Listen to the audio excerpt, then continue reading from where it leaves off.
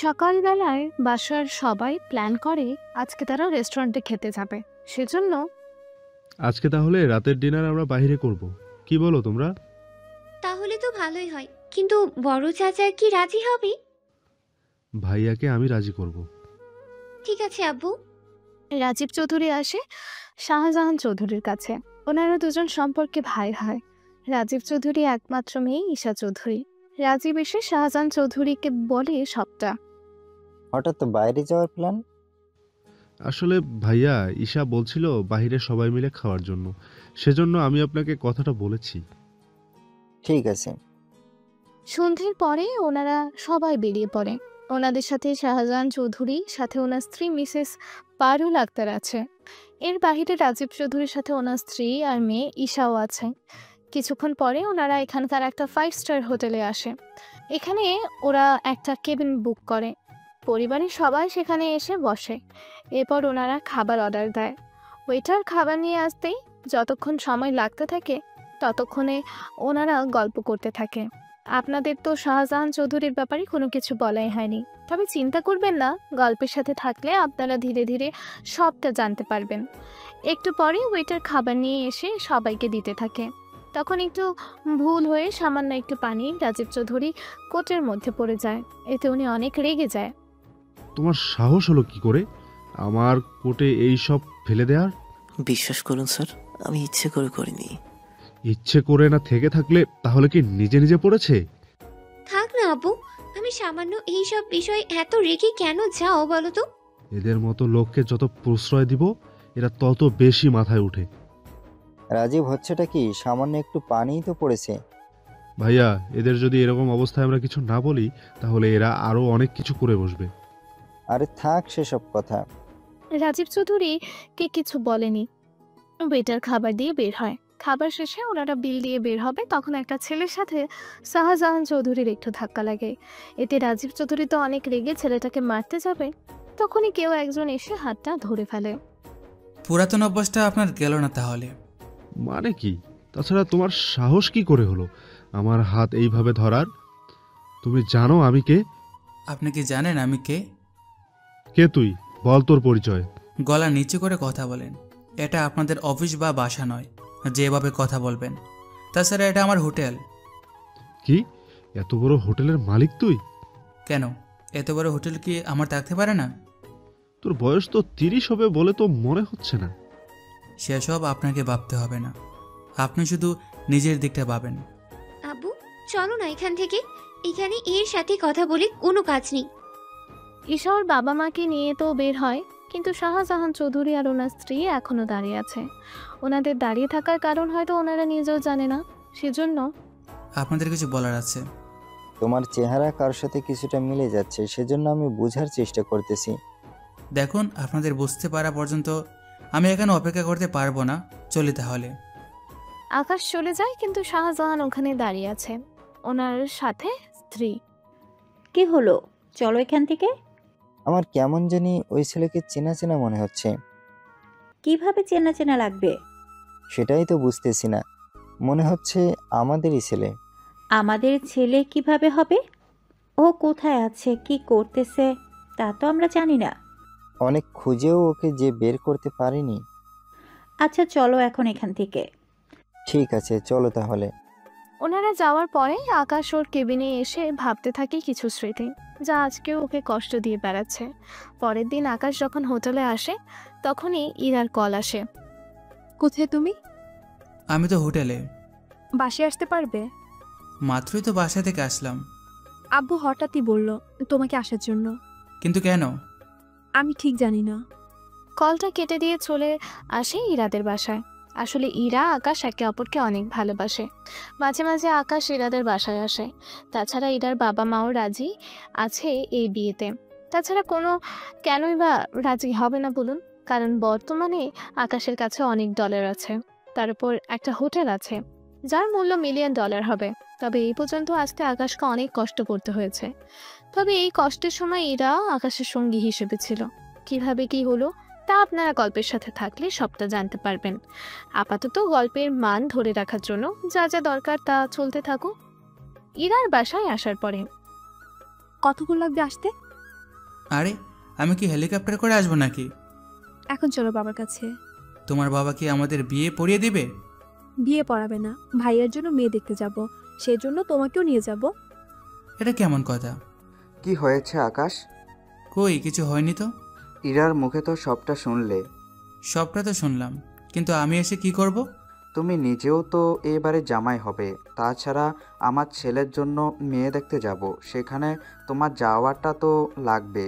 তাছাড়া তুমি নিজেও তো এবারে সদস্য হবে, সেখানে তোমারও তো একটা পছন্দ থাকতে পারে। আরে আকাশ চল তো, তাছাড়া আমার বিয়ে না হলে তো তোমার আর এটার বিয়েও হবে না তাড়াতাড়ি করে। ঠিক আছে ভাইয়া, চলুন তাহলে। বাহ, নিজের বিয়ের কথা শুনে তো সাথে সাথে রাজি হয়ে গেলে। তুমি এখন চুপ করো তো। বাকিরা কি রেডি হয়েছে?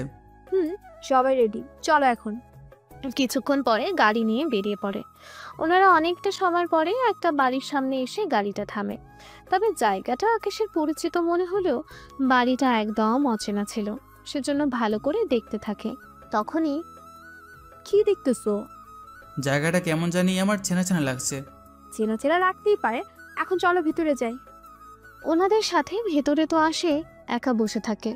তখন ওখানে রাজীব চৌধুরী আর ওনার স্ত্রী আসে, সাথে মিসেস পারুল আক্তার। আপনারা তাহলে মেয়েকে এবার নিয়ে আসুন। আচ্ছা, তোমাকে কোথায় যেন দেখেছি আমি। একদিন আগে আপনি আপনার পুরো পরিবারকে নিয়ে আমার হোটেলে খেতে এসেছেন। তুমি তাহলে সেই ছেলে যে আমার হাত ধরেছিলে? হ্যাঁ, ধরেছি। আমি তাহলে আমার মেয়ের সাথে ওই ছেলের দিব কিনা তা আমি আপনাদের পরে জানাবো। দেখুন, ও আমার ছোট মেয়ের হবু জামাই, মানে আমার বড় ছেলের বিয়ের হওয়ার 1 সপ্তাহ পরে ইরার বিয়ে ওর সাথে দেব। কিন্তু আপনাদের মধ্যে কি সমস্যা হয়েছে তা যদি আমাকে একটু জানান। এই ছেলের কথাবার্তা একদম ভালো না, সেজন্য আমি আমার মেয়ের বিয়ে আবিরের সাথে দিব না। মানে আপনার মেয়ে ঈশার সাথে আবিরের বিয়ে নিয়ে কথা বলতে এসেছি।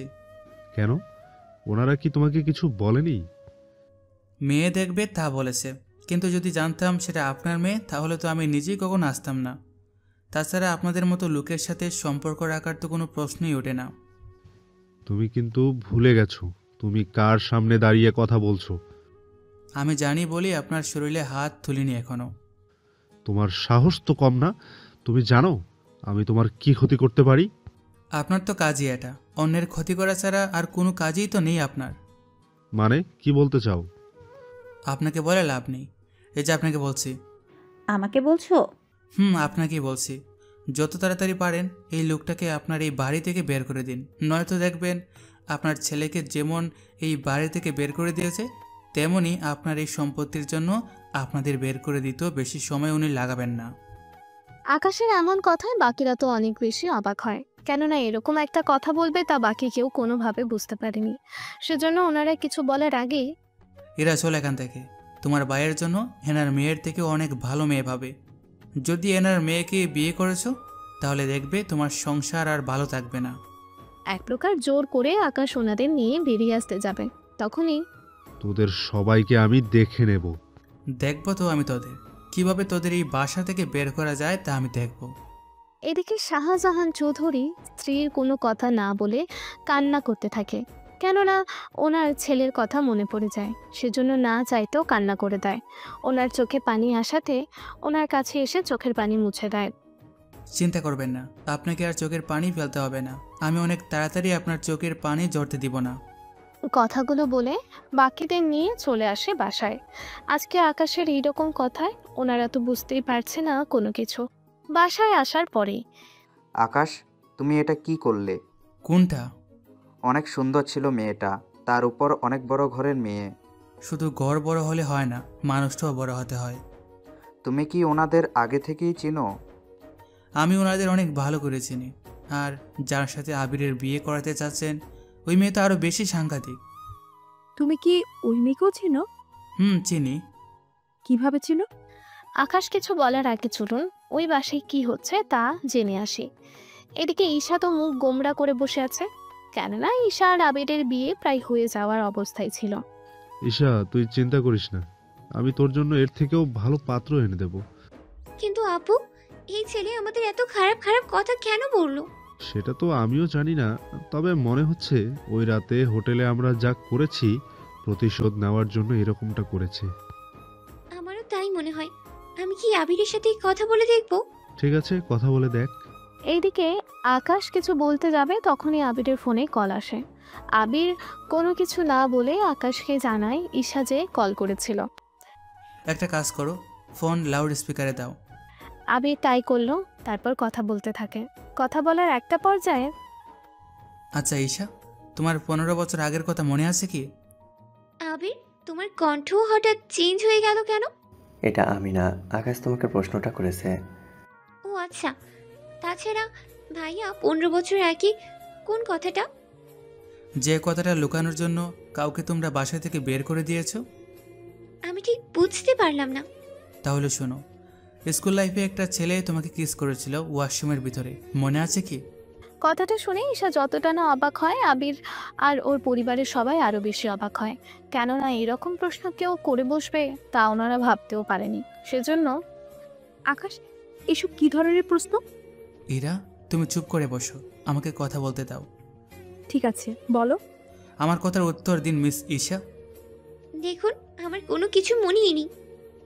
কি বলেন? স্কুল লাইফের বয়ফ্রেন্ডের কথা এত তাড়াতাড়ি ভুলে গেলে কি চলে? দেখুন, আমার কোনো বয়ফ্রেন্ড নেই, আর নাই ছিল। তোমার কি মনে হয় তুমি এইসব এড়িয়ে চলে যেতে পারবে? আপনার কি মনে হয় এরকম ফালতু মার্কা প্রশ্ন করবেন আর আমি সেগুলোর উত্তর দিয়ে যাব? দেখো, আমি তোমাকে একটা কথা বলি, তুমি যাই করো না কেন আবিরের সাথে তোমার বিয়ে হবে না। আপনি কে বাধা দেওয়ার? তাছাড়া আপনার এখনো ইরার সাথে বিয়েই হয়নি যে আপনি এখনই এভাবে অধিকার দেখাবেন।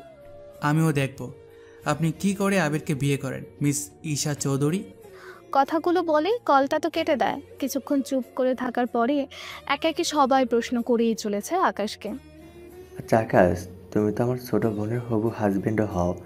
এরা তোমাকে 2 বছর ধরে চেনে। এর আগে তুমি কি করতে না করতে এইসব আমরা কেন, এরা নিজেও ঠিক মতো জানে না।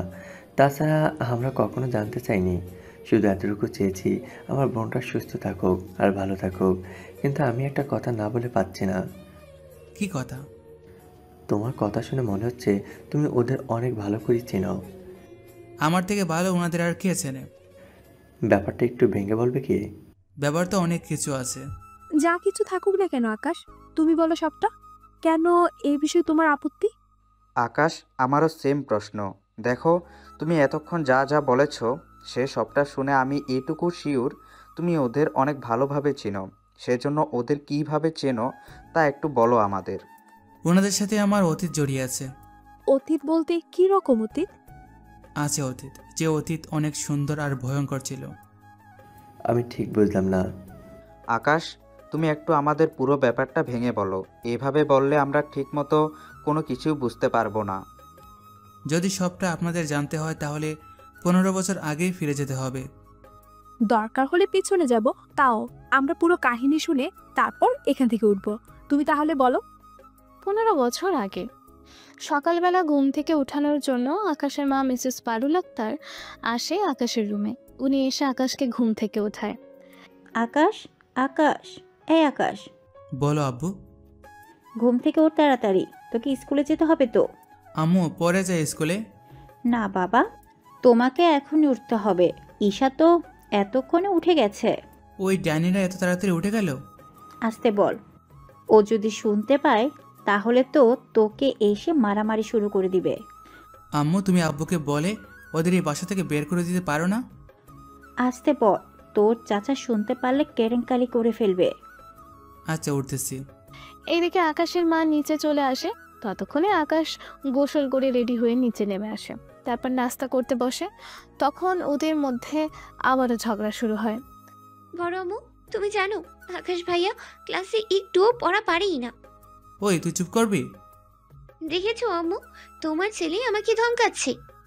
ভাইয়া, আকাশকে টিউশনিতে ভর্তি করিয়ে দাও, তাহলে দেখবে আগের তুলনায় অনেক ভালোভাবে পড়তে পারবে। আমিও তাই ভাবছি। কিন্তু স্কুল আর টিউশনি করতে থাকলে ছেলেটা বাসায় ফিরবে কখন? খাবার কখন খাবে? সেসব আমার উপরে ছেড়ে দাও। আমি ওর জন্য খাবার পাঠিয়ে দেব ড্রাইভারকে বলে। তাছাড়া ওকে তো প্রতিদিন তুমি ডলার দাও, ওখান থেকেও খরচ করে নিতে পারবে। আব্বু, তোমার এই পেতনির কথা শুনে আমার সাথে এরকমটা করা কি ঠিক হচ্ছে? আসলে ও হতে পারে আকাশ একটু দুষ্ট, তাই বলে এতটা দুষ্টও না যে তোমরা এগুলো করবে। সেটাই তো।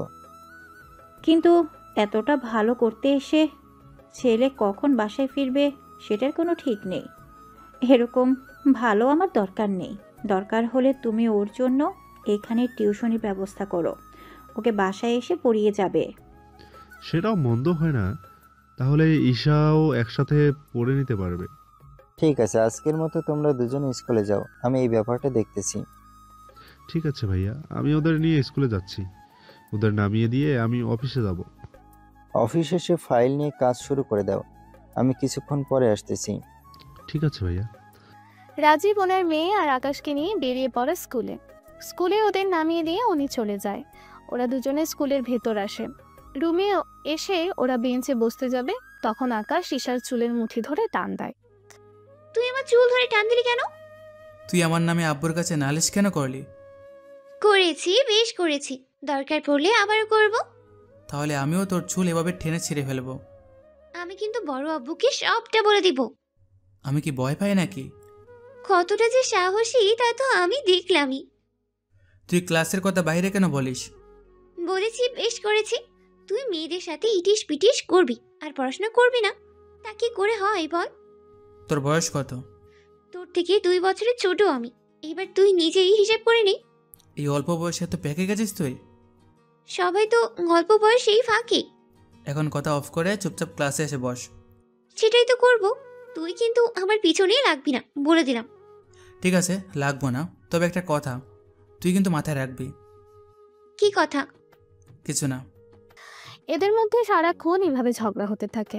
ক্লাসে ম্যাম এসে ক্লাস করাতে থাকে, ওরা ক্লাস করতে থাকে। অন্যদিকে রাজীব অফিসে এসে কাজ করতে থাকে। কিছুক্ষণ পরে শাহজাহান চৌধুরীও অফিসে আসে। ভাইয়া, আমাদের কিছু শেয়ার কেনা দরকার। একটা কোম্পানি ওনাদের শেয়ারগুলো বিক্রি করবে, সেজন্য আমার মনে হয় কিছু শেয়ার কিনে রাখা ভালো। বলা তো যায় না কখন কোন কাজে লেগে বসে। আমরা তাহলে ঈশা আর আকাশের নামে কিছু শেয়ার কিনে রাখি। তাছাড়া ওদের নামে শেয়ার থাকলে আইনি কোনো ঝামেলাও থাকবে না। কিছুক্ষণ পরে রাজীব অনেকগুলো শেয়ার কিনে আনে, যা ঈশা আর আকাশের নামে করে রাখে। অন্যদিকে ঈশা আর আকাশ বাসায় চলে আসে। এভাবে কয়েকটা মাস কেটে যায়। ঈশার বাবা আর আকাশের বাবা লক্ষ্য করতেছে ওরা দুজনেই একজন আরেকজনকে ঠিকমতো দেখতে পারে না। সেজন্য কি করবে না করবে তা ওনারা নিজেরাও ঠিকমতো বুঝতে পারছে না। ভাইয়া, এরা দুজনের পিছনে এমনভাবে লেগে থাকে মনে হচ্ছে ওরা দুজন দুজনের শত্রু। আমিও তো তাই লক্ষ্য করছি। আচ্ছা ভাইয়া, একটা কাজ করলে হয় না? কি কাজ? ভাইয়া, কানে কানে বলি। কানে কানে বলার কি আছে? আশেপাশে কেউ যেন না শুনতে পায় সেজন্য। ঠিক আছে, বলো তাহলে। রাজীব ওনার বড় ভাইকে কিছু একটা বলে। সবটা শোনার পরে কিন্তু ওরা কি রাজি হবে? ওটা এখনো ছোট, যখন বড় হবে তখন জানানো হবে। এখন যেভাবে চলছে সেভাবে চলতে থাকুক। ঠিক আছে, তাই হোক। এখানে রাজীব আর ওনার ভাইয়ের মধ্যে কি কথা হয়েছে তা আপনারা পরে জানতে পারবেন। এখন চলুন সামনের দিকে কি হচ্ছে তা আমরা শুনে আসি। কয়েক মাস পরে আকাশের স্কুলে একটা ছেলে ভর্তি হয়, তাও ওদেরই ক্লাসে। ছেলেটা দেখতে মোটামুটি ভালো ছিল, সাথে সুন্দরও। ক্লাসে আসার পরে অনেকেই সে ছেলেটার সাথে কথা বলার জন্য উঠে পড়ে লাগতো। তাছাড়া লাগবে নাই বা কেন, তবে ছেলেটার সাথে ওর বোনও এসেছিল, তাও সেম ক্লাসে। ওরা ভর্তি হওয়ার 1 সপ্তাহ পরে। তানু, কই তুই? কি হয়েছে, ডাকছিস কেন আমাকে? স্কুলে যাবে না আজকে? যাব তো। তাহলে তাড়াতাড়ি করে উঠে পড়। আর একটু ঘুমাই। তুই যদি না উঠিস আমি কিন্তু বাবাকে বলে দিব। তুই আমার আপন ভাই নাকি শত্রু বলতো? তুই উঠবি কিনা সেটা বল। ঠিক আছে, উঠতেছি। ওরা একটু পরে রেডি হয়ে নেয়, সাথে স্কুলে চলে আসে। কিছুক্ষণ পরে ওখানে আকাশ আর ঈশাও আসে। তবে একটা কথা, এখানে এদের দুজনের সাথে কিন্তু ওদের দুজনের অনেক ভালো বন্ধুত্ব হয়ে ওঠে, যা ওরা 4 জনই বুঝতে পারে একটু পরে। আকাশ, তোমার সাথে আমার কিছু কথা আছে। কি কথা? এখানে না, ওদিকে আসো, তারপর বলছি। এখানে বলতে সমস্যা কি? আরে এখানে বলা যাবে না। আকাশ, আমার বোন যখন বলতেছে তখন সিরিয়াস কিছুই বলবে হয়তো। ঠিক আছে, যাচ্ছি আমি। আমি ততক্ষণে ঈশার সাথে কথা বলি। ঈশা তুই তাহলে থাক এখানে, আমি গেলাম। ঠিক আছে। আকাশ তানুর সাথে একটা জায়গায় এসে দাঁড়ায়। ওখানে বসে পড়ে দুজনেই। আকাশ, তোমার সাথে আমার কিছু কথা আছে। কি কথা? তুমি কি কাউকে পছন্দ করো? আমি কেন কাউকে পছন্দ করতে যাব? আরে মানে কোনো মেয়েকে ভালোবাসো কি? এই তোমার বয়স কত হবে? এই তো 11 বছর। এই অল্প বয়সে প্রেম ভালোবাসা এইসব তোমার মাথায় ঢুকালো কে? এইগুলো ঢুকাতে হয় না, এমনিই হয়ে যায়। দেখো তানু, আমি শুধু তোমাকে একজন বন্ধু হিসেবে ভাবি, এর বেশি কিছু না। কিন্তু আমি তো তোমাকে ভালোবেসে ফেলেছি আকাশ। এইটুকু একটা পিচ্ছি তুই। তোমার চাচাতো বোন তো ভালোবাসে। ও আবার কাকে ভালোবাসে? কাকে আবার? আমার ভাই রকিকে। কি? ঈশা তো তোমারই বয়সী, ও ভালোবাসার কি বুঝে? আসলে আমার ভাই তো ভালোবাসার সম্পর্কে বোঝে, সেজন্য আমি ওর থেকে শিখেছি। তাছাড়া আমার ভাই ঈশাকে পটিয়ে নিয়েছে, এখন আমি তোমাকে পটিয়ে নিতে পারলেই হয়ে যাবে।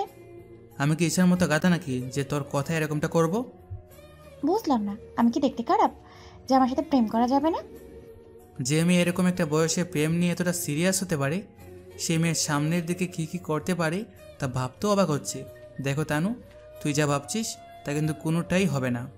ঠিক আছে, আমিও দেখে নিব। তুই দেখতেই থাকিস। এইদিকে ওরা কথা বলে চলে আসে রকির কাছে। এসে দেখে ঈশা তো অনেক ভালোভাবেই কথা বলতে থাকে রকির সাথে। ওখানে এসে আকাশ ঈশাকে নিয়ে চলে আসে বাসায়। এসে ওর সাথে কথা বলতে থাকে। ঈশা, এগুলো কি শুনতেছি আমি? কি শুনলি তুই? তুই নাকি রকিকে ভালোবাসিস? হ্যাঁ, বাসিই তো। তোর বয়স কত যে তুই রকিকে ভালোবাসিস? তাছাড়া তুই ভালোবাসার কি বুঝিস? দেখ ভাইয়া, আমি যা বুঝেছি এতে আমার হয়েই যাবে, সেই জন্য তোকে এই ব্যাপারে কোনো জ্ঞান দিতে হবে না। ঠিক আছে, তোর যা মনে হয় কর। এইদিকে ঈশা আর আকাশের তো ঝগড়া, কিন্তু তানু আর রকি কি করে তা আমরা একটু দেখে আসি।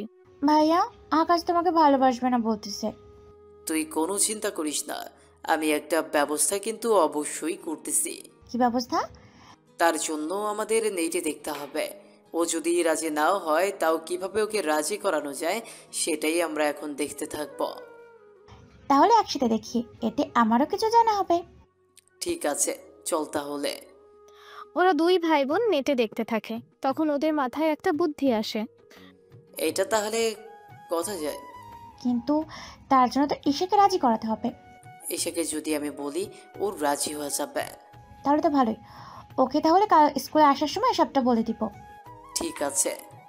পরের দিন আকাশ স্কুলে আসেনি। ঈশা চলে আসে, এসে ওদের সাথে কথা বলতে থাকে। ঈশা, তোমার থেকে আমার একটা সাহায্য লাগবে। কি সাহায্য? তানু এরপর সবটা বুঝিয়ে বলতে থাকে। সবটা শোনার পরে কিন্তু আব্বু আর বড় চাচা কিন্তু অনেক মারবে আমাকে। আরে তেমন কিছুই হবে না, তুমি শুধু আমার বোনের হয়ে কথা বললেই হবে। তারপরেও আমার যে ভয় হচ্ছে। তুমি তো আমাকে ভালোবাসো, তুমি কি চাও না আমার বোনটা তার ভালোবাসার মানুষটাকে ফিরে পাক? এখন যদি তুমি আমাকে না পাও তাহলে তোমার যেমন কষ্ট হবে তেমনি আমার বোনেরও কষ্ট হচ্ছে। ঠিক আছে, রাজি আমি। তাহলে তোমার বাবা আর বড় চাচার সাথে কথা বলে আমাকে জানাও। আচ্ছা, জানাবো। দুদিন পরে ঈশা অনেকটা সাহস নিয়ে ওর বাবা আর বড় চাচাকে বলে। ওনারা সবটা শুনে, ওরা তোর কেমন বন্ধু ঈশা যে ওদের তুই বাসায় আনতে চেয়েছিস? ওরা আমার অনেক ভালো বন্ধু, তাছাড়া ওরা আমাদের সাথে একই ক্লাসেই পড়ে। ভাইয়া এখন কি করব? ওদের বন্ধুই তো, যখন বলেছে তখন নিয়ে আসুক। ঠিক আছে বড় আপু। ঈশা তো অনেক খুশি হয়ে যায়। তারপরের দিন স্কুলে এসে ওদের কথাগুলো জানাতে থাকে। ওরা সবটা শুনে, যেদিন স্কুল বন্ধ থাকবে আমরা সেদিন আসব, তবে যা যা আমরা প্ল্যান করেছি সেই সবটা যেন হয়। সমস্যা নেই, আমি সবটাই সামলে নেব। তাই যেন হয় ঠিক মতো। এরপর ওদের বন্ধের দিন তানু আর রকি আসে আকাশের বাসায়। তবে তানু যে আজকে আসবে তা কিন্তু আকাশ মোটেও জানতো না। ও নিজের রুমে বসে আছে। এদিকে ঈশা ওদের দুজনকে সবার সাথে পরিচয় করিয়ে দেয়। পরিচয় হওয়ার পরে, ঈশা, তুমি তাহলে দেখে আসো আকাশ কি করছে। ঠিক আছে, তোমরা তাহলে একটু বসো, আমি দেখে আসতেছি। তানু আর রকি বাকিদের সাথে কথা বলে। ঈশা সেই ফাঁকে উপরে এসে আকাশকে দেখে যায়। দেখে আকাশ পড়তেছে, সেজন্য ওখান থেকে নিচে আসে।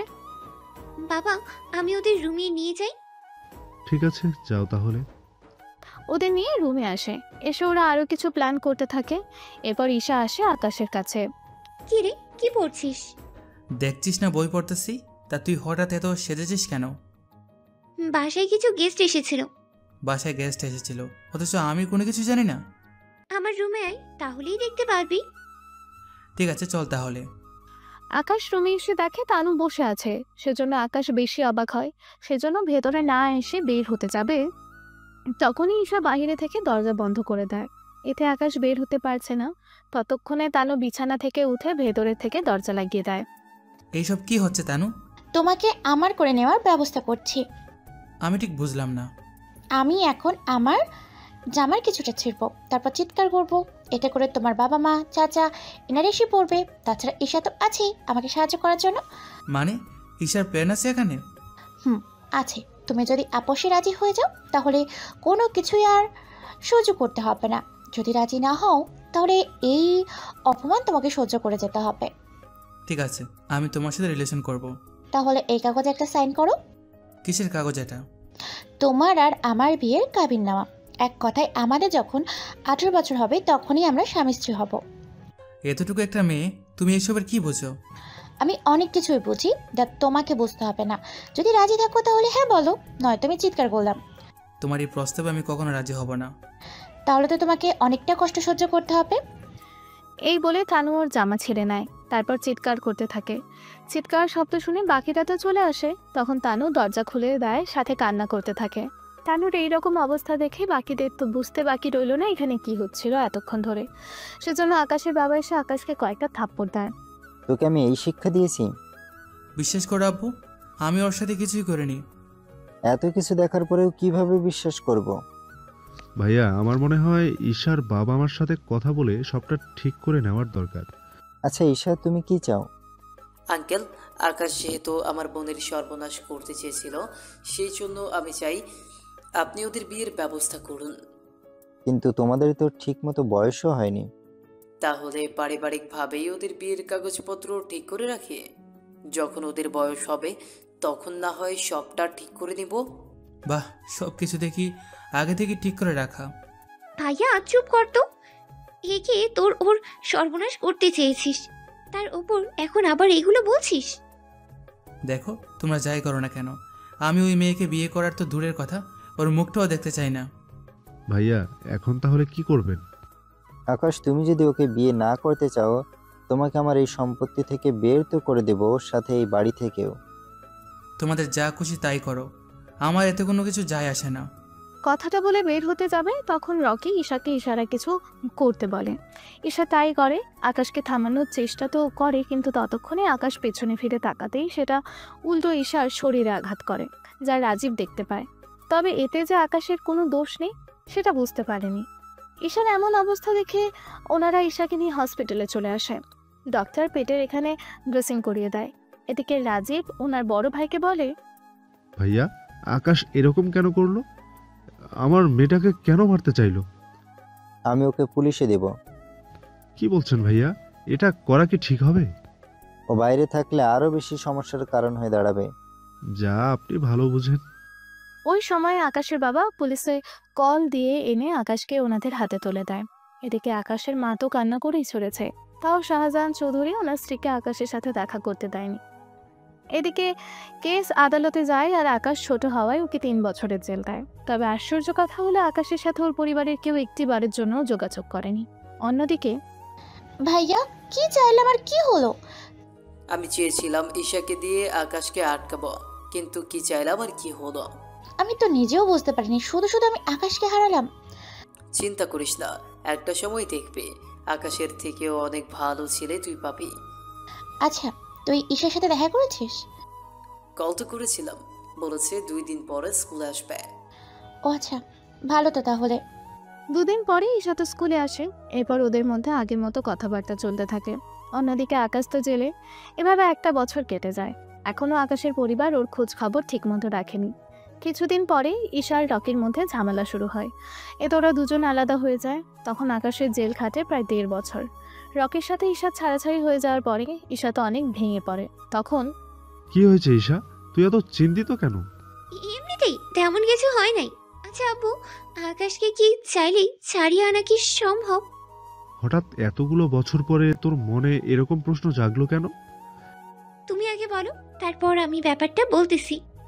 চাইলেই তো ছাড়ানো সম্ভব না, কিন্তু কি হয়েছে বল। ঈশা ওর বাবাকে সবটা বলে। সবটা শুনে রাজীব চৌধুরী ঈশাকে কয়েকটা থাপ্পড় মারে। তুই এরকম একটা কাজ করেছিস? এটা যদি ওরা জানতে পারে তাহলে তো আমার অবস্থা শেষ। আমি ভাইয়ার সাথে কথা বলে তোর আর আকাশের বিয়ে ঠিক করে রেখেছিলাম, অথচ তুই সেখানে সবটা নষ্ট করে দিয়েছিস। তুমি যদি আমাকে আগে বলতে, তাহলে তো আমি এরকমটা আর কখনো করতাম না। এখন এই সব কিছু তোর বড় চাচাকে কোনোভাবে বলার দরকার নেই। কেন আব্বু? উনি যদি সবটা এখন জানে তাহলে তোকে তো বাসা থেকে বের করবে, সাথে আমি যদি তোমাকে সাহায্য করি তাহলে আমাকেও বের করে দেবে। সেজন্য চুপ করে থাকাই অনেক ভালো হবে। ঠিক আছে আব্বু। তোর এই একটা সমস্যার জন্য আমাকেও সমস্যায় পড়তে হচ্ছে। সে যাক গিয়ে, এইসব কথা কাউকে বলার দরকার নেই। ঠিক আছে আব্বু, বলবো না কাউকে। এভাবে দিন যেতে যেতে মাস পার হয়ে যায়, তাও আকাশের কথা এই পরিবার কেউ উচ্চারণ করে না। এবং কি রাজীব চৌধুরী উল্টা আকাশের পরিবার সব সম্পত্তি নিজের করার জন্য উঠে পড়ে লেগেছে। ঠিক তখনই আব্বু, তুমি কেন এমন করছো? ওনারা তো এমনিতেই কয়েকটা বছর পর মারাই যাবে। তখন তো এই সম্পত্তি তুমিই পেয়ে যাবে। ততদিন আমরা একটু থাকি ভাবি। কিন্তু আকাশ যদি আবার ফিরে আসে? আকাশ যদিও ফিরে আসে আবার, তাও বড় চাচা ওকে মেনে নিবেই না। তাছাড়া আমাদের আরো কিছু কাজ করতে হবে। কি কাজ? বড় চাচার কাছে আকাশের নামে খারাপ খারাপ কথা বানিয়ে বলতে হবে। এক কথায়, আকাশ তো জেলে থেকে বের হওয়ার পর আর 2 মাস বাকি আছে। এই 2 মাসে বড় চাচাকে আকাশের নামে আরো কিছু কথা বলতে হবে, যেন উনি আকাশকে খারাপই জানে। ঠিক আছে, তাই হবে। কিন্তু আকাশ জেল খাটার পরে এ বাড়িতে ফিরবে নাকি অন্য কোথাও যাবে তা তো আমাদের আগে শিওর হতে হবে। কিন্তু শিওর হব কি করে? সেটাই তো বুঝতেছি না। আচ্ছা, দেখি কি করা যায়। এভাবে দিন যেতে থাকে। জেলের মধ্যে আকাশের দিন ভালোই যাচ্ছে, কেননা আকাশের বয়স কম ছিল বলে ওদের দিয়ে তেমন কোনো কাজ করানো হতো না, নাই কোনো কিছুর জন্য প্রেশার দেওয়া হতো। দেখতে দেখতে 3টা বছর কেটে যায়। আকাশেরও জেল থেকে বের হওয়ার সময় চলে আসে। তখন রাজীব চৌধুরী আসে ওর বড় ভাইয়ের কাছে। ভাইয়া, আসবো কি? হ্যাঁ আয়, কিছু বলবি কি? ভাইয়া, বলছিলাম কি, আকাশ তো কালকে ছাড়া পাবে। তো কি হয়েছে? ওকে কি এই বাসায় নিয়ে আসবে? ওর মতো ছেলেকে এই বাসায় কেন নিয়ে আসবো? তাও ভাইয়া, ওকে একবার তো চান্স দেওয়া দরকার। ঠিক আছে, দিলাম ওকে চান্স। তাহলে কাল ওকে নিয়ে আসিস। ঠিক আছে ভাইয়া। এই হয়তো আপনারা ভাবছেন কি থেকে কি হয়ে গেল। একটা দিকে আকাশকে ইরার বাবা ফিরিয়ে আনতে চাইছে, এখানে কোনো একটা গুটি তো করেই রেখেছে। তা না হলে এরকমটা করতে হতো না। সেজন্য পরের দিন আকাশকে নিয়ে আসা হয় বাসায়। তবে এবার আকাশের সাথে তেমন কোনো কথা বলতো না ওর বাবা, সেজন্য সব সময় মায়ের সাথেই থাকতো। এভাবে 7 দিন যাওয়ার পরে আকাশ, আকাশ, হ্যাঁ মা বলো। তোর জন্য মাংস রান্না করেছি। ঠিক আছে মা, আসতেছি। এদিকে আকাশ নিচে নেমে আসে খাওয়ার জন্য। এদিকে বাবা, তুমি ওকে বাসায় আনার প্ল্যান কি? আছে একটা প্ল্যান, তবে এবার তোকে যে অভিনয় করতে হবে। তুমি কোনো চিন্তা করো না, কি অভিনয় করতে হবে তুমি শুধু বলো আমাকে, বাকিটা আমিই ভেবে নিব। তাহলে শুন। এরপর রাজীব ঈশাকে কিছু কথা বলে। কথাগুলো শুনেই ঈশা তো অনেক খুশি হয়ে যায়। এদিকে আকাশের খাওয়া শেষ। তখন আকাশের মা ওকে নিয়ে বের হয়ে একটা ব্যাংকে আসে। আম্মু, তুমি ব্যাংকে কেন নিয়ে এলে? তোর নামে আমি একটা অ্যাকাউন্ট করেছিলাম। এখানে আমি 100 মিলিয়ন রেখেছি, যা শুধু তুই জানিস। বলা তো যায় না আবার কখন তোর জন্য কি চলে আসে। সেজন্য আজকে তোর নামে সবটা বুঝিয়ে দিব। তুমি এমন কেন করতেছো? আমার কেমন জানি মনে হচ্ছে তোর উপরে আবার কোনো বিপদ আসতে চলেছে, সেজন্য তোকে এই কথাগুলো বললাম। তাহলে এখানে যা আছে তা দিয়ে তুই মোটামুটি অনেক কিছু করে নিতে পারবি। ঠিক আছে আম্মু। এরপর সবটা আকাশকে বুঝিয়ে দেয়। তাছাড়া আকাশ ওর মাকে আগেই সবটা বলেছিল যে কিভাবে ওকে ফাঁসানো হয়েছিল। ব্যাংকের কাজ শেষ করে ওরা চলে আসে বাসায়। তখন তেমন কেউই ছিল না, সেজন্য আকাশ ওর রুমে আসে। তখন ওই রুমে ঈশাও আসে। ঈশাকে দেখে তুই এই রুমে কেন? আমি কি এখানে আসতে পারি না? না, পারিস না। দেখ, আগে যা হয়েছে তা ভুলে যা। এখন এই নিয়ে কথা বাড়িয়ে কাজ নেই। আমার রুমে আয় তো। আগের মতো আমার নামে কিছু উঠাবি নাকি? সবটাই দেখিয়ে বুঝে গেলি, তাহলে তো এখন এই রুমেই করতে হয়। সেজন্য আগের প্ল্যান অ্যাপ্লাই করতে থাকে। সবটা করা হয়ে গেলে কিছুক্ষণ পরে আবারও সব কিছু আগের মতো হয়ে যায়। সেজন্য নতুন করে আর বলবো না, কেননা প্রথম অবস্থায় যা যা হয়েছে এখনও তাই তাই হয়েছে। যতটুকু ব্যতিক্রম হয়েছে শুধু সেটাই জানানো হবে আপনাদের। সবটা হয়ে যাওয়ার পরে ছি আকাশ, ছি, আমি ভাবতেও পারিনি তুমি আমার মেয়েকেও বাদ দিলে না। আমার ভুল হয়েছে তোর কথা শুনে। ওকে আজকে এই বাসা থেকে বের করে দাও, আর কখনো যেন এই বাড়িতে ও না আসে। বিশ্বাস করো, আমার ছেলের কোনো দোষ নেই। দোষ আছে কি নেই তা তো দেখলামই নিজের চোখে। সেজন্য ওকে এখনই বের হয়ে যেতে বলো। কথাগুলো বলে আকাশের বাবা ওনার স্ত্রীকে নিয়ে ওখান থেকে চলে যায়। এদিকে রাজীব তো অনেক খুশি। ঈশা, তুই কাজটা কিন্তু ঠিক করলি না। এর ফল তোকে ভোগ করতে হবে একদিন না একদিন। কথাগুলো বলে আকাশ বেরিয়ে আসে। তারপর অন্য একটা শহরে এসে পড়াশোনা শুরু করে। পড়াশোনা করার 5 বছর পরে যখন ওর বয়স 20 হয়, ওর মা ওর জন্য ডলার রেখে গিয়েছিল। সেই ডলার দিয়ে একটা হোটেল বানাতে থাকে। এতদিন সেখান থেকে কিছু ডলার খরচ করে পড়াশোনার কাজে, সাথে থাকা খাওয়ার জন্য। এরপর হোটেল বানাতে থাকে, আর হোটেলের নাম দেয় 5 স্টার হোটেল। হোটেল বানানোর 1 মাস পরেই আকাশের সাথে ইরার পরিচয় হয়। ইরার সাথে পরিচয় হওয়ার পরের বাকি কাহিনী তো আপনারা জানেন, সেজন্য নতুন করে বলছি না। আর এখানেই শেষ হলো 15 বছরের কাহিনী। 15 বছর পর বর্তমান। ওনারা আকাশের কাছে পুরো কাহিনী শুনে সবাই অবাক হয় এক এক করে। কারো মুখে কোনো কথা নেই। তার মানে তুমি চৌধুরী গ্রুপ অফ কোম্পানির একমাত্র মালিকের ছেলে? ঠিক ধরেছ। তার মানে তোমার সাথে ওনারা যা যা করেছে সব কিছু একটা সাজানো ছিল, কিন্তু তোমার চাচা কেন এরকমটা করলো তোমার সাথে? আমার বাবার সম্পত্তির জন্য ওনারা এরকমটা করেছে। কারণ আমি না থাকলে, আমার বাবা মার যদি কিছু হয়ে যায়, তাহলে সব কিছু তো ওনারাই পাবে। তুমি আবার তোমার পরিবারে ফিরে যাও। তোমার কি মনে হয় এত বছর ধরে যারা আমাকে মেনে নেয়নি তারা এখন আমাকে মেনে নেবে? তোমার মা তো তোমাকে অনেক ভালোবাসে। আমি মায়ের কাছে আসলে বাবা মাকে বের করে দিবে, সেজন্য কিছু করতেও পারছি না। এখন সবটা বুঝতে পারলাম। তুমি যখন বলেছ তখন ওই মেয়ের সাথে তো আবিরের বিয়ে আমি কখনো দেব না। সেটাই ভালো হবে। ওর মতো মেয়ে যদি আমার পরিবারে আসে, তাহলে তো আমার পরিবারকে ধ্বংস করে ছেড়ে দিবে। একদম ঠিক ধরেছ। কিন্তু আকাশ, এই পরিবারে কেউ তোমাকে চিনতে পারেনি, এবং কি তোমার মাও না। চিনবে কি করে? আমি যখন বাইরে ছেড়েছি তখন আমার বয়স হবে 14 বছর, আর এখন আমার প্রায় 28 বছর। এই 14 বছরের চেহারার পরিবর্তন হয়েছে। মুখে দাড়ির কারণে তো চিনতে আরও বেশি অসুবিধা হবে ওনার। এটা অবশ্য ঠিক বলেছ, তোমাকে দাড়িতে অনেক কিউট লাগে। কথাটা বলে ইরা নিজেও বুঝতে পারেনি কার সামনে কি বলে ফেলেছে। তখনই তোর কি একটু লজ্জা সামনে?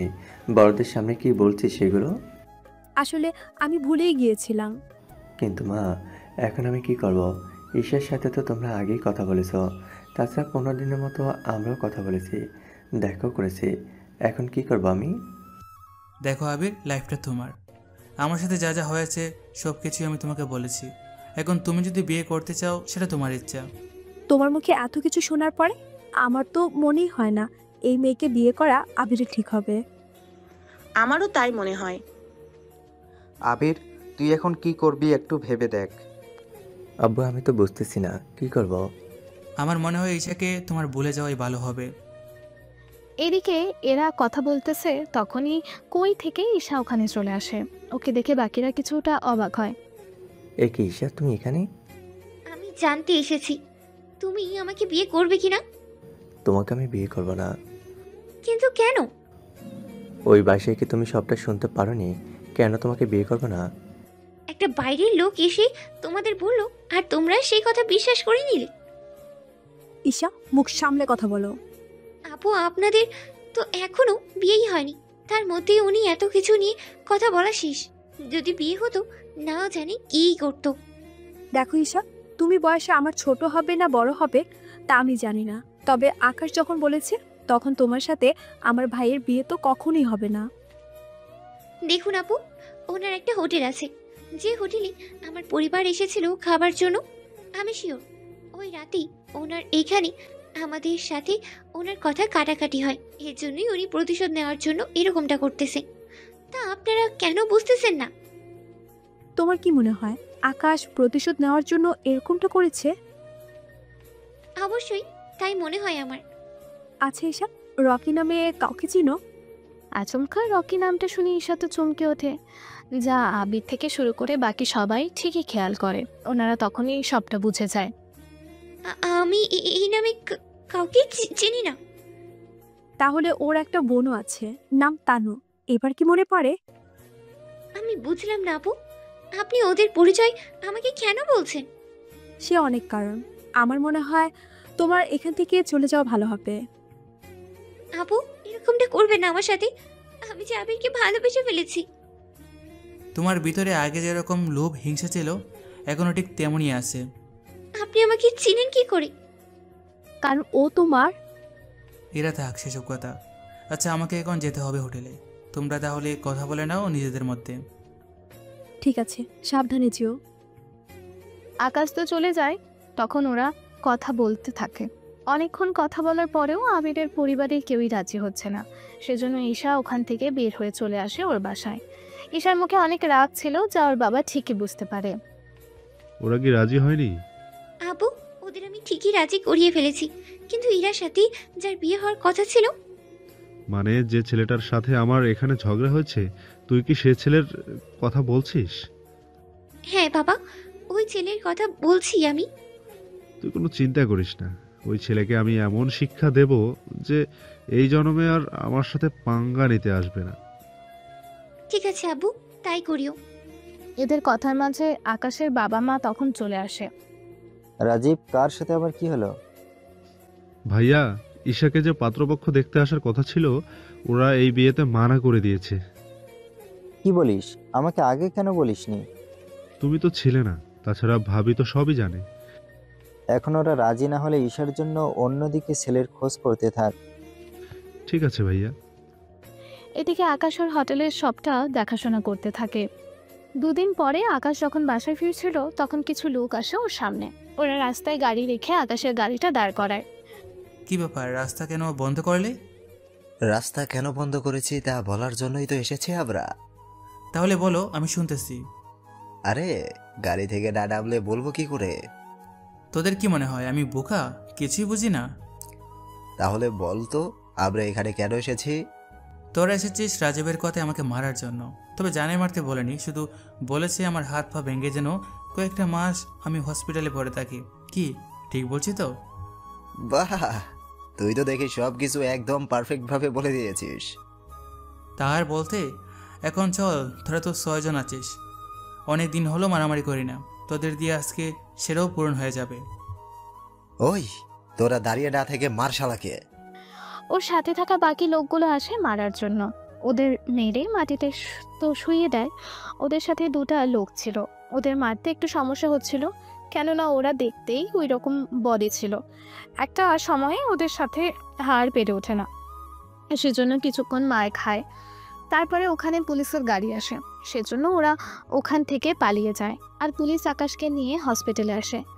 রাত তখন 12টা বাজে। ইরা আকাশকে কল করে, কেননা আকাশ 11টার ভেতরে ওর বাসায় চলে যায়। ওখানে এসে ইরাকে প্রতিদিন কল করে বলে দেয়, কিন্তু আজকে 12টা বাজে, তাও আকাশ করছে না বলে ইরা কল দিলে ওখানে থাকা ডক্টর কল রিসিভ করেন। কে বলছেন? আপনি কে? আমি একজন ডক্টর। এটা তো আকাশের ফোন, আপনার কাছে এলো কি করে? আসলে 1 ঘন্টা হলো একটা লোককে পুলিশ নিয়ে এসেছিল হসপিটালে। তার পকেটে এই ফোনটা ছিল। বলেছে কেউ যদি কল করে তাহলে যেন তাকে এই ঠিকানা দেই। আচ্ছা, যাকে নিয়ে আসা হলো তার পকেটে দেখুন কোনো কার্ড আছে। সেখানে কি আকাশ নাম লেখা? জি, আকাশ নামই তো লেখা আছে। আপনার হসপিটালের ঠিকানা বলুন। ডক্টর ঠিকানা বললেন। ইরা ওর বাবা মা আর ভাইয়ের কাছে আসে, এসে ওনাদের সবটা বলে। কি বলছিস? এগুলো হলো কি করে? তুই জানলি কিভাবে? কেউ তো মজা করতে পারে। জানি না ভাইয়া, ও তো 11টায় বাসায় চলে যায়। বাসায় ফিরে আমাকে প্রতিদিন কল দেয়, কিন্তু আজকে কল দেয়নি বলে আমি কল দেই, তখনই জানতে পারি। এরা তোকে এত কান্না করতে হবে না। কিন্তু আম্মু, ওর যদি কিছু হয়েছে তাহলে আমি কিভাবে বাঁচবো? চিন্তা করিস না, ওর কিছুই হবে না। তুই তাহলে আবিরকে নিয়ে এখনই বেরিয়ে পড়। তোমরা কি জানবে না? আরে হসপিটালে আমরা এত লোক, এখন এসে কি করব বল? তাছাড়া আকাশের তো এখন জ্ঞানও নেই। তুই আবিরকে নিয়ে যা, সকালে আমি তোদের জন্য রান্না করে একসাথে আসবো। ঠিক আছে আম্মু, আমি তাহলে আবিরকে নিয়ে গেলাম। এরপর আবির গাড়ি চালাচ্ছে, ইরা বসে বসে কান্না করতে থাকে। কিছুক্ষণ পরে ওরা হসপিটালে এসে পৌঁছেছে। রিসেপশনে এসে কথা বলে, ওরা আকাশের রুমের সামনে এসে দাঁড়ায়। তখন ডক্টরকে দেখে। ডক্টর, আকাশ এখন কেমন আছে? আপনি কি সেই মেয়ে যার সাথে আমার কথা হয়েছিল? জি ডক্টর। ওনার অবস্থা একদিক দিয়ে ভালো, আবার একদিক দিয়ে খারাপও। ডক্টর, একটু ভেঙে বলবেন কি আসলে কি হয়েছে? ওনার জ্ঞান ফিরতে ফিরতে দুপুর হয়ে যাবে। আমরা হসপিটালে ওনাকে 4-5 দিন রাখবো, এরপর ওনাকে বাসাতে নিয়ে যেতে পারবেন। কিন্তু কিন্তু কি ডক্টর? দেখুন, বাসায় নেওয়ার পরে ওনার সেবা যত্ন করতে হবে, কেননা পুরোপুরি সুস্থ হতে ওনার 1 মাসের মতো সময় লাগবে। ওনার খেয়াল রাখার জন্য ওনার পাশে একজন থাকতে হবে, যে ওনাকে স্বামীর মতো যত্ন নিবে ওনার। তা নিয়ে চিন্তা করবেন না, সবটা হয়ে যাবে। ঠিক আছে। এদিকে এখানকার পরিস্থিতি তো আপনারা বুঝলেন। পরের দিন দুপুরে আকাশের জ্ঞান ফেরে। জ্ঞান ফিরে ইরা, আবির সহ ওদের বাবা মাও সামনে ছিল। আকাশ, তুমি এখন ঠিক আছো তো? একটু তো ঠিক আছে।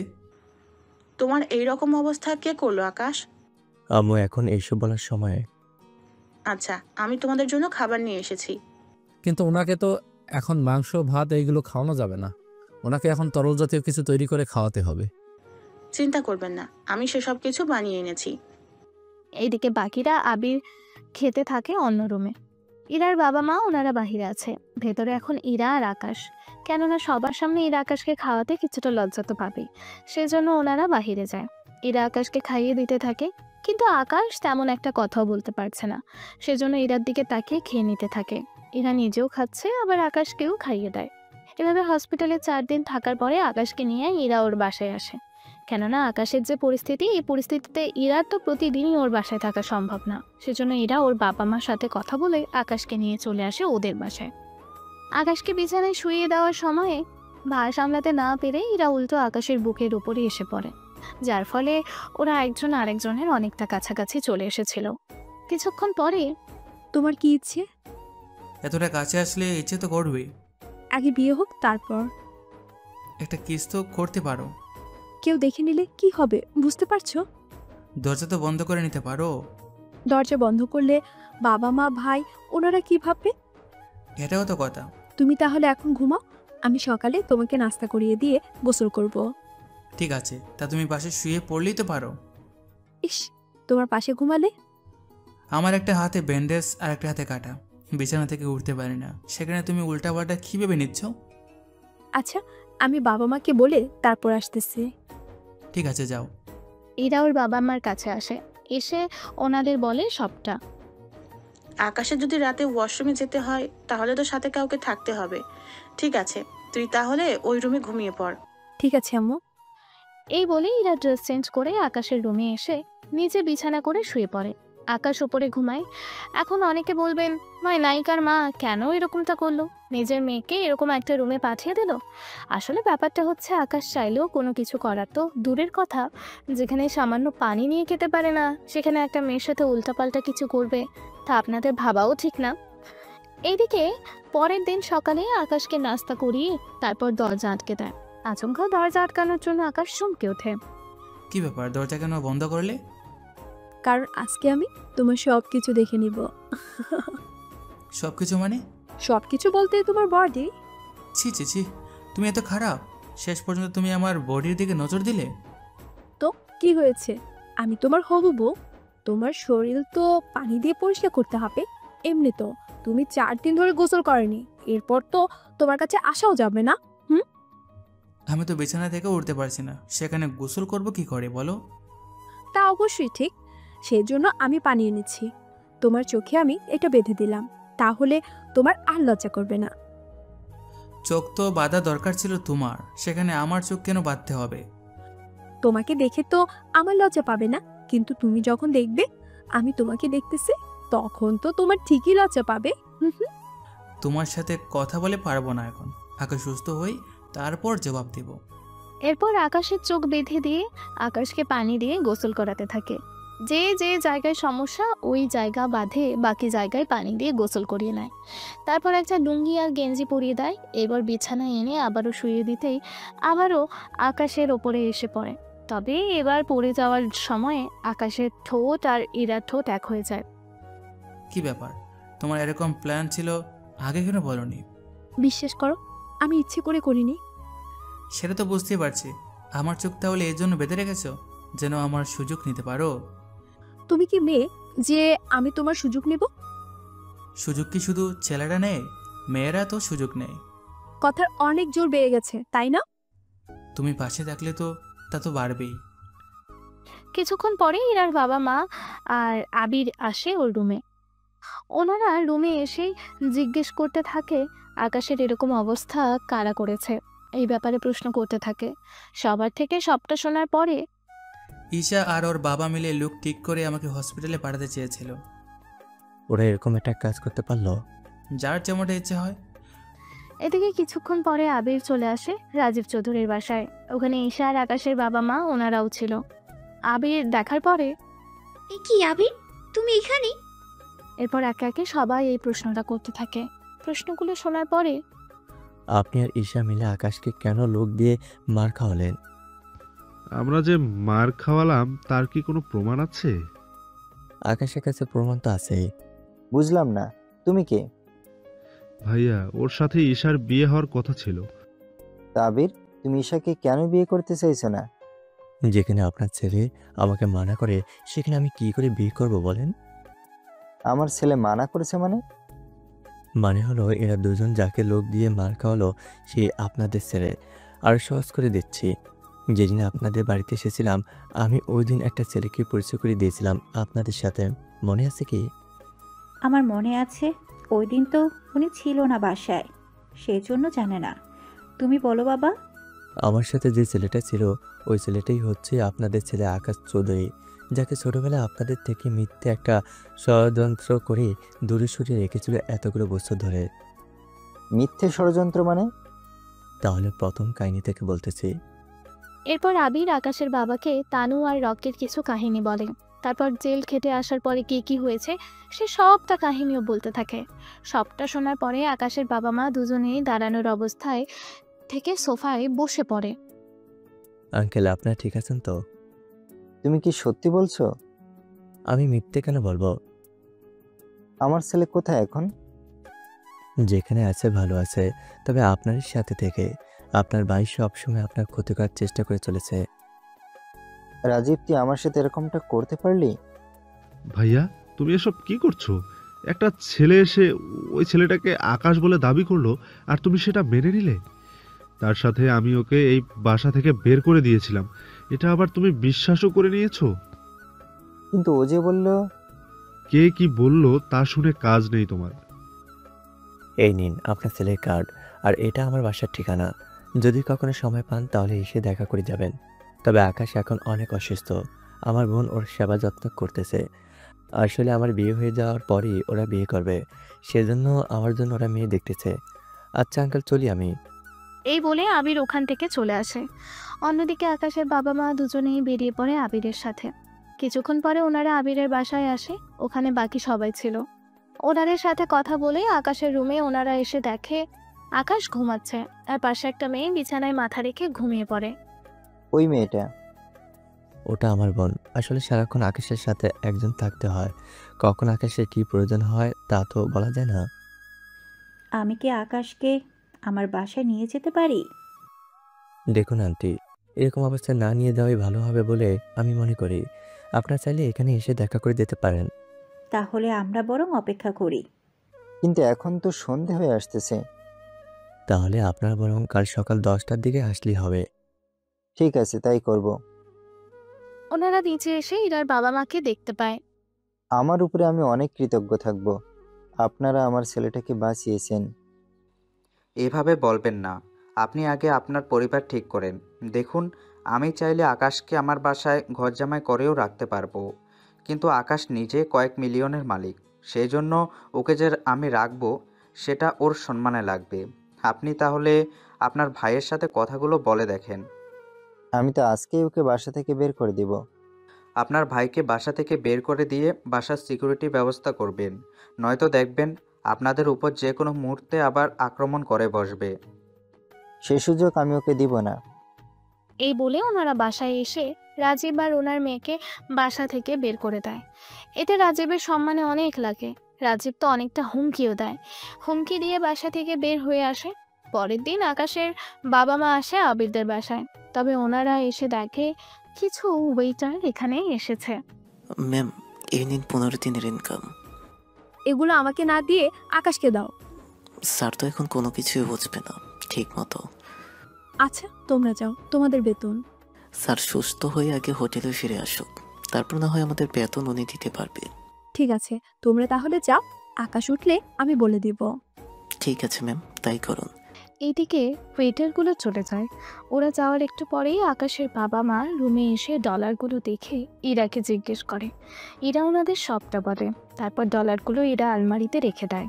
কিছুক্ষণ পরে আকাশের ঘুম ভেঙে যাওয়ার পরে ওর বাবা মাকে দেখতে পারবে, তা কল্পনাও করতে পারেনি। ওনাদের দিকে তাকিয়ে চোখ থেকে পানি পড়তে থাকে। ওনারা দুজনেই এসে আকাশকে জড়িয়ে ধরে কান্না করতে থাকে। আন্টি, এতটা শক্ত করে ধরলে ও যে ব্যথা পাবে। ইরার কথা শুনে ওনারা ছেড়ে দেয়। তারপর আকাশ ওর বাবা মার সাথে কথা বলতে থাকে। আজকে আকাশের মা ওকে খাইয়ে দিতে থাকে। ইরা পাশেই ছিল। 15 বছর পরেই নিজের মায়ের হাতে খাচ্ছে। এর চেয়ে আনন্দ আর কি হতে পারে? খাওয়ানো শেষ হলে আঙ্কেল আন্টি, আপনারা বাইরে যান, আমি ওকে গোসলটা করিয়ে নিই। ঠিক আছে, আমরা নিচে অপেক্ষা করতেছি। আকাশ, তোমার হোটেল থেকে লোক এসে ডলার দিয়ে গেল, বলেছে তোমাকে যেন ডলারগুলো দেই। আমি আলমারিতে রেখে দিয়েছি। তোমার ব্যাংক অ্যাকাউন্ট তো আমি জানি না, নয়তো অ্যাকাউন্টে জমা দিয়ে দিতাম। তোমার কাছেই রাখো, পরে আমি ব্যাংকে নিয়ে যাব। কিছুক্ষণ পরে আকাশকে গোসল করিয়ে সবটা চেঞ্জ করিয়ে দেয়। পরে আবারও আকাশের বাবা মা এসে কথা বলতে থাকে। দুপুরে গড়িয়ে বিকেল হয়ে যায়। আকাশ, তুমি তাহলে সুস্থ হলেই আমাদের বাসায় চলে আসিও। আমি যেখানে এখন থাকি ওটা বিক্রি করে দিয়ে তাহলে চলে আসবো। ঠিক আছে। এদিকে দেখতে দেখতে দিন যেতে থাকে। এদিকে আকাশও সুস্থ হতে থাকে। 10 দিন পরেই আবিরের জন্য ওনারা মেয়ে দেখা ও শেষ করে ফেলে। আকাশ এখন সুস্থ হওয়ায় আবিরের বিয়ে ওনারা ঠিক করে। সেখানে আকাশের বাবা মাও আসে। বিয়ের অনুষ্ঠান শেষ হয় তখন ইরার বাবা মা, আবিরের তো বিয়ে হয়ে গেল, এখন আপনি যদি রাজি থাকেন তাহলে এবার আমি ইরার সাথে আকাশের বিয়েটা দিয়ে দিতে চাই। বিয়েতে আমার কোনো আপত্তি নেই। তো ওরা যদি এখনই বিয়ে করতে রাজি হয় তাহলে তো ভালো। যদি ওরা আরও কয়েকটা দিন পরে বিয়ে করতে চায় তাও ওদের ইচ্ছে। আচ্ছা, আমি ইরাকে ডেকে আনতেছি। ইরার বাবা ইরাকে ডেকে আনে। অন্যদিকে আকাশকেও ডেকে আনে। ওরা আসার পরে, আচ্ছা, তোমরা দুজন কবে বিয়ে করতে চাও তা আমাদের বলো, আমরা তাহলে সে অনুযায়ী তোমাদের বিয়ে ঠিক করব।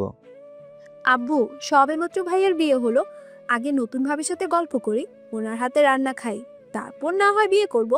এই ধরুন 7 দিন পরে আমাদের বিয়ের তারিখ ঠিক করলেই হবে। আকাশ, তুমি কি বলো? তুমি যখন বলছো তখন আমার কোনো কিছু বলার নেই আর। ঠিক আছে, তাহলে 7 দিন পরেই বিয়ে ঠিক করে রাখি। তবে রাজীব আর ঈশা কিন্তু আপনাদের ক্ষতি করার জন্য বারবার চেষ্টা করে যাবে, সেজন্য ওই বিষয়ে একটু খেয়াল রাখতে হবে। আমি সেসব বিষয়ে ঠিকই খেয়াল রাখতেছি। এইদিকে আকাশ ওর পরিবারকে নিয়ে চলে আসে ওদের বাসায়। এতদিন আকাশ যেখানে থাকতো ওই বাসাটা বিক্রি করে দেয়। বিক্রি করে চলে আসে ওখান থেকে নিজ বাড়িতে। অন্যদিকে, আবু, আবু, কি হয়েছে ঈশা? আবিরের তো বিয়ে হয়ে গেছে। কি বলিস? তুই কিভাবে জানলি? আমাকে আমার একটা ফ্রেন্ড এই ব্যাপারে বলেছে। এখন তাহলে কি করবি? আমি প্রথমেই ওই মেয়েকে মেরে ফেলবো, তারপর আবিরকে বলবো আমাকে বিয়ে করার জন্য। যদি রাজি হয় তাহলে তো ভালো, আর না হলে ওকেও মেরে ফেলবো। ঠিক আছে, দেখ কি করা যায়। পরের দিন আকাশ বাকি সবাইকে নিয়ে ওর হোটেলে আসে। সেখানে এরার পুরো পরিবার, সাথে আকাশের পরিবারও আসে। হোটেল দেখে বাকিরা তো অবাক হয়ে যায়, কেননা এত বড় একটা হোটেল আকাশ বানাতে পারবে তা ওনারা ভাবতেও পারেনি। আকাশ, এত বড় হোটেল তোর? হ্যাঁ আব্বু, আম্মু যদি ব্যাংকে আমার জন্য ডলার না রাখতো তাহলে আজকে হয়তো আমার এইসব কিছু থাকতো না। আমি আগেই বুঝতে পেরেছিলাম তোর সাথে আবারও খারাপ কিছু হতে যাবে, সেই জন্য আমি আগেই এই ব্যবস্থা করে রেখেছি। তা ইরা, দাঁড়িয়ে আছিস কেন? তুই তো সবটা চিনিস এই হোটেলের। আব্বু, আমি নিজেও এই হোটেলের ভিতরে কখনো আসিনি। কি বলিস? ও ঠিকই বলছে, সেজন্য আমি চাই আমাদের বিয়ের পুরো অনুষ্ঠান এই হোটেলই হবে। তাহলে তো ভালো হবে, এতে বাকি সবাই জানতে পারবে কিভাবে তোমার এই হোটেল বিয়ের অনুষ্ঠানও করে নিতে পারে। চলুন তাহলে আমরা ভিতরে আসি। এরপর ওনারা ভেতরে আসে। আকাশ ওনাদের নিয়ে একটা রুমে আসে, যে রুমটা এখানকার সবচেয়ে দামি রুমের মধ্যে একটা। ওখানে ওদের খাবার দেওয়ার জন্য 5 জন ওয়েটারকে রাখা হয়েছে। এরপর খাবার অর্ডার দেওয়া হলে একে একে সব ওয়েটার আসতে থাকে খাবার নিয়ে। দেখো, তোমাদের ভয়ের কিছু নেই। ওনারা আমার পরিবার বলে তোমাদের মনে একটু ভয় আছে, বুঝতে পারছি আমি। তবে চিন্তা করো না, তোমরা রিল্যাক্সভাবে কাজ করো। জি স্যার। ওরা খাবার দিতে থাকে। খাবার খাওয়া শেষ হলেই এরা ওদের 5 জনকে কিছু ডলার বকশিস দেয়, কিন্তু ওরা তা নেয়নি, সেজন্য এরাও তেমন কিছু আর বলেনি। কিছুক্ষণ পরে ওরা খেয়ে বেরিয়ে পড়ে। তুমি আসবে কি? আমি তো প্রায় 1 মাস হলো হোটেলে এসেছি, এখানে কিছু হিসাবের কাজ আছে। তার উপর তুমি তো বুঝতেই পারছো আমাদের বিয়ের অনুষ্ঠানও এখানেই করব, সেজন্য ওদের সাথে এই নিয়ে আলোচনা করতে হবে। ঠিক আছে, গেলাম তাহলে আমরা। যাও সাবধানে। ওনারা তো চলে যায়। এরপর আকাশ ওর কেবিনে এসে ওয়েটারদের সাথে কথা বলতে থাকে। এতগুলো দিন কিভাবে কি করেছে, কতটুকু কোন পর্যন্ত করতে পেরেছে, এই সব কিছু নিয়ে আলোচনা করতে থাকে। ওদের সাথে কথা বলে এই পুরো হোটেলকে সাজানোর ব্যবস্থা করতে থাকে। স্যার, আমরা ঠিক কতজনের আয়োজন করব? এই ধরো 150 জনের মতো করলেই হবে।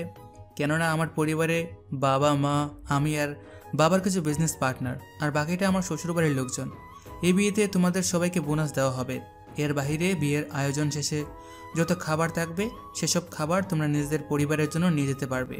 আবার এটা ভেবো না যে কোনো খাবার থাকবে না, আসলে মেহমান হবে 70-80 জনের মতো। বাকি যে খাবার বাড়তি রান্না হবে সেসব খাবারই তোমরা নিয়ে যেতে পারবে। আকাশের মুখে এমন সব কথা শুনে ওরা তো কান্না করার মতো অবস্থায়। দেখো, তোমরা আছো বলেই তো আমি আছি, যদি তোমরা না থাকতে তাহলে তো আমারও তো কিছু হতো না। ঠিক আছে স্যার। ওই দিন তাহলে বাকি সব কাস্টমারের জন্য হোটেল বন্ধ রাখবেন কি? তার প্রয়োজন নেই, যেভাবে আছে সেভাবেই চলতে থাকুক। তোমরা তাহলে আজ থেকে সব কিছুই সাজানো শুরু করে দাও। ঠিক আছে স্যার। ওরা সবটা সাজাতে থাকে, অন্যদিকে আকাশ সবটা ওদের বুঝিয়ে দেয়। কিছুক্ষণ পরে আকাশ চলে আসে ওখান থেকে। অন্যদিকে রাজীব আর ঈশা সবটা জেনে যায়। তুমি দেখছো আপু, ওই আকাশের বাচ্চা কি করতেছে? সবকিছু তো শুনলাম। একটা কাজ করলে কেমন হয়? কি কাজ? কাজটা হচ্ছে, আমি যদি ইরার জায়গা নিয়ে আকাশকে বিয়ে করে ফেলি। কি বলিস? তা কিভাবে সম্ভব হবে? চাইলেই কিন্তু সম্ভব। কিন্তু কিভাবে? এরপর ঈশা ওর বাবাকে কিছু প্ল্যান বলতে থাকে। সবটা শোনার পরে এবার দেখি প্ল্যান অনুযায়ী কাজ হয় কি না। সেজন্য ওরা নিজেদের মধ্যে সবটা ঠিক করতে থাকে। অন্যদিকে আকাশ বিয়ে শপিং করতে থাকে। একটা পর্যায়ে যা যা কেনার দরকার সব কিছু কিনে নেয়। 3 দিন পরে ওদের বিয়ে, সেজন্য আকাশ সব কিছু নিয়ে হোটেলে চলে আসে। কেননা বিয়ে হোটেলে হবে, সেজন্য নিয়ে আসে সব কিছু। আকাশের সাথে সাথে ইরাও আসে ওখানে। তুমি কেন আসতে গেলে? বিয়ে যখন এখানে হবে তখন আর লেট করব কেন? তুমি তাহলে সাজতে থাকো। ঠিক আছে। এদিকে মেহমান আসতে থাকে। অন্যদিকে রাজীব আর ঈশা গেস্ট সেজে হোটেলের ভেতরে চলে আসে। ওদের কেউ চিনতে পারেনি, সেজন্য ওরা ছদ্মবেশ ধারণ করে নিয়েছে। একটু পরে ওরা ভেতরে এসে সবটা দেখতে থাকে, কিভাবে কি করবে না করবে। আবারও সব প্ল্যান করতে থাকে। প্ল্যান করে এরা রুমের দিকে যেতে থাকে। ঠিক তখনই ওখানে আকাশ এসে পড়ে। সেজন্য ওরা সামনের দিকে যাবে, সেই সাহস আর পাচ্ছে না। কেননা হোটেল তো আকাশে, সেই জন্য সবাই আকাশের কথাই মানবে, যা ওরা অনেক ভালোভাবেই জানে। কিছুক্ষণ পরে আকাশ ইরার রুম থেকে বের হয়। সেই সুযোগে ওরা ভেতরে ঢুকতে যায়। তখন দেখতে পায় ওই রুমে আরও কিছু মেয়ে ছিল। এতগুলো মেয়ের মাঝখান থেকে ইরাকে উঠিয়ে আনা যে সম্ভব না কোনোভাবেই। তার উপর এখানে একসাথে 5টা মেয়েকে সাজাচ্ছে, কারণ এখানে ইরার ভাবি আরও 3 জন মেয়ে আছে, যারা সবাই একসাথে সাজতে থাকে। সেজন্য ওরা নিজেরাও জানে না ওরা ঠিক কী করবে। তাও সবটা বোঝার চেষ্টা করতে থাকে, কিন্তু সে ঘুরে ফিরে ওরা ব্যর্থ হয়। সেজন্য আপু, কিভাবে বুঝবো এখানে ইরা কোনটা? তা আমি কি করে বলবো? মুখের এমন অবস্থা, কোনোভাবেই তো বোঝার উপায় নেই। চলো এখন এখান থেকে আমরা অন্য কোনো জায়গায় যাই। যখন এদের কাজ শেষ হবে তখনই বাকিটা দেখে নিব। এদিকে ওরা তো বের হয়, অন্যদিকে আকাশ ওর রুমে বসে বসে সবটা দেখতে থাকে। মানে ঈশা আর রাজীব কি করতেছে তা বোঝার চেষ্টা করে যাচ্ছে, কিন্তু আকাশ কোনোভাবে বুঝতে দেয়নি আকাশ যে ওদের দেখতে পাচ্ছে। কিছুক্ষণ সময় পার হয়ে যাওয়ার পরে ঈশা, কিভাবে কি করলি বলতো? আমি নিজেই তো বুঝতে পারছি না। যেখানেই যাচ্ছি সেখানেই সব কিছু কেমন জানি হয়ে যাচ্ছে। কিছুতেই বুঝতেই পারছি না কিভাবে কি করব। এখান থেকে বের হয়ে যাবি কি? বের হয়ে এলে তো আমার বিয়েই হবে না। এটা কোনো কথা? কথা। আমার তো মনে হচ্ছে আকাশ আমাদের সব প্ল্যান জেনে গেছে, সেই জন্য ও সব কিছুই এমনভাবে তৈরি করে নিচ্ছে যেন আমরা যেখানেই যাই না কেন সব কিছু যেন গুলিয়ে ফেলি আমরা। কথাটা তো ঠিক বলছিস, কিন্তু আমাদের দেখেছে কিভাবে সেটাই তো কোনোভাবে বুঝতে পারছি না। এই যে ক্যামেরার মাধ্যমে। তাহলে চল আমরা এখান থেকে যাই। যদি কোনোভাবে আমাদের চিনে ফেলে আর টার্গেট করে ফেলে তাহলে কিন্তু আমরা সমস্যায় পড়ে যাব। তাহলে কি বিয়ে না করি আমরা বেরিয়ে পড়ব? এছাড়া কোনো উপায় নেই। দরকার হলে পরে এই নিয়ে ভাবা যাবে। এখন চল এখান থেকে যাই আমরা। ঠিক আছে, চলো তাহলে। কিছুক্ষণ পরে ওনারা দুজনেই বেরিয়ে পড়ে, কেননা ওদের ওপর আকাশ যে নজর রেখেছে তা ওরা বুঝে গিয়েছে। এদিকে গেস্টেরা আসা শুরু করতে থাকে। কিছুক্ষণ পরে এরা সাজানো শেষ হয়ে যায়, তাই ওকে নিয়ে স্টেজে আনা হয়। কিছুক্ষণের মধ্যে ওদের বিয়ে পড়ানো শেষ হয়ে যায়। এরপর খাবারের আয়োজন করা হয়, সবাই খেয়ে চলে যেতে থাকে। এদিকে সন্ধে হয়ে আসে, সেজন্য ওয়েটারকে বলে দেয় সবটা। তোমাদের মধ্যে যাদের পরিবার এখানে থাকে তারা খাবার নিয়ে পরিবারের কাছে চলে যাও, আর যাদের পরিবার এখানে নেই তারা হোটেলেই থেকে যাও, সাথে খাবারগুলো খেয়ে নিও। এখানে 30 জন ওইটার বাসা এখানেই, বাকিদের বাসা তো অন্য জেলায়। তাহলে ওই 30 জন বাসায় চলে যাক, বাকিরা এখানেই থাকো। আমি গেলাম, তোমরা তাহলে সবটা খেয়াল রাখিও ঠিক মতো। আপনি কোনো চিন্তা করবেন না, আমরা সবটা সামলে নিব। আকাশ চলে আসে ইরাকে নিয়ে। রাতে বাকি কাজ ছেড়ে ওরা দুজনে চলে আসে বাসর ঘরে। দুজনেই বসে আছে। কি ব্যাপার, তুমি কি বসে থাকবে নাকি কিছু বলবে? এতদিন তো শুধু বলেই গেলাম, আজকে শুধু দেখেই যাব। ও তাই নাকি? জি ম্যাডাম, তা একটা কথা। কি কথা? তোমার জন্য কিছু এনেছিলাম। কি এনেছো? এই নাও বক্স। এরপর ইরা বক্স খুলে ওখানে 2টা কানের দুল দেখতে পায়। ওয়াও, অনেক সুন্দর তো। তা এগুলো কি আমার জন্য? তোমার কেন হবে? এইগুলো তো পাশের বাসার বাবের জন্য এনেছিলাম। তা ওনার জন্য এনে থাকলে তুমি সেগুলো আমাকে কেন দিচ্ছ? তুমি কি আজও মানুষ হবে না? আমাকে দেখে তোমার কি গরু মনে হয়? গরু হলেও দাম থাকতো। তুমি কি চাও আমি ঝগড়া করি? এই তুমি ঝগড়া করতে পারো? পারি, কিন্তু এত বছর ঝগড়া করিনি, কিন্তু তোমার কারণে তো মনে হচ্ছে এখন করতে হবে। আরে তোমাকে এইগুলা দিয়েছি মানে তোমার জন্য এনেছি। আরে আমি তো মজা করতেছি। ও তাই বলো। একটু পরে শুরু হয় ওদের বাকি কাজ, কিন্তু সব কাজের ব্যাপারে তো আর সবাইকে বলা যায় না, বা বলা ঠিকও না। পরের দিন সকালে দুজনেই গোসল করে নিচে নেমে নাস্তা করতে থাকে। তখন আকাশের বাবা ছিল ওখানে। আকাশ, তোকে একটা কথা বলবো বলবো বলে ভাবতেছি, কিন্তু বলবো কিনা সেটাই বুঝতেছি না। যা বলার বলো। বলতেছি, আমার এত বড় ব্যবসায় একা সামলাতে পারছি না, তুই থাকলে আমার জন্য তো সুবিধা হতো। কিন্তু আমি আমার হোটেল রেখে তোমার ব্যবসা দেখবো কি করে? সেজন্য তো তোকে জোর করতে পারছি না। কিন্তু একটা কাজ করা যায়। কি কাজ? ওই হোটেলটা এরা সামলাও। আমি কি করে সামলাবো? তুমি শুধু যাবে ওখানে, এসে সবটা ঠিকমতো হচ্ছে কিনা সেসব দেখবে। কিন্তু আমাকে কি প্রতিদিন যেতে হবে? যদিও যাই, ঠিক কি কি কাজ করতে হবে আমাকে? তুমি 4-5 দিন পরে একবার গেলেই হবে। হোটেলে এসে 2-3 ঘন্টা কাজ করবে। এই কয়েকদিন কি হয়েছে না হয়েছে সবটা তুমি বোঝার চেষ্টা করবে। কোনো সমস্যা হলে ম্যানেজার আছে, ওনার সাথে কথা বলবে। আচ্ছা, সপ্তাহে যদি 1 থেকে 2 বারই যেতে হয় সেটা তো তুমি নিজেই একা পারো, আমাকে আবার এসবের ভিতরে টানছো কেন? ইরা কিন্তু ঠিক কথাই বলেছে। যখন অফিসে কাজ থাকবে না তখন তুই হোটেলে এসে ঘুরে যেতে পারবি। তাও করা যায়। তাহলে তাকিরা, তোমাকে কোথাও যেতে হবে না, তুমি মায়ের সাথে বাসায় থাকলেই হবে। এইটাই ভালো হবে আমার জন্য। কিন্তু বাবা, রাজীব চাচা আর ঈশা কিন্তু আমাদের ক্ষতি করার জন্য অনেক চেষ্টা করে যাচ্ছে। তুই কি শিওর? হ্যাঁ আব্বু, এবং কি ওরা বিয়ে তো এসেছিল আমাদের ক্ষতি করার জন্য।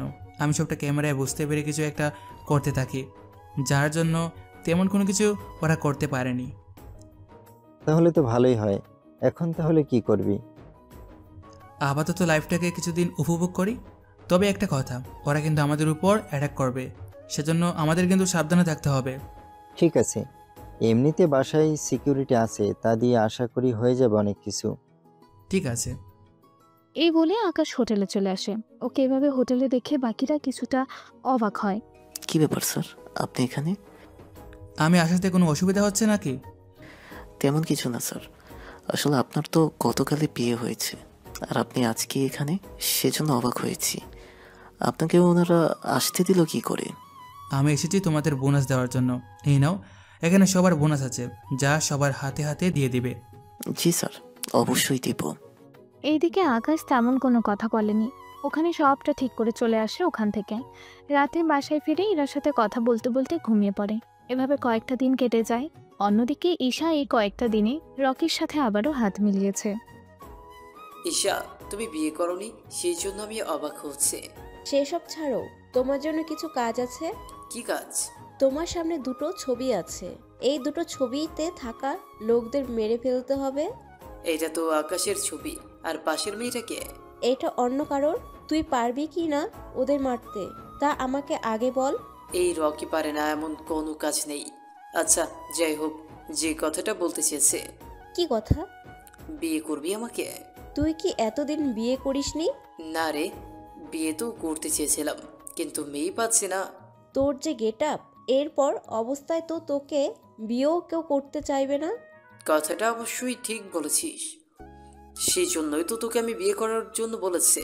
আগে তোকে যে কাজটা আমি দিয়েছি সেই কাজটা ঠিকভাবে করে দেখা। তুই কোনো টেনশনই করিস না, আমি সবটা করে নিব। মনে থাকে যেন। এই বলেই ঈশা ওখান থেকে চলে আসে। এদিকে রকি ওর লোকজনকে রেডি হতে পারে, কেননা ওরা আজ রাতেই অ্যাটাক করবে, সেজন্য সব প্ল্যান করে রাখে।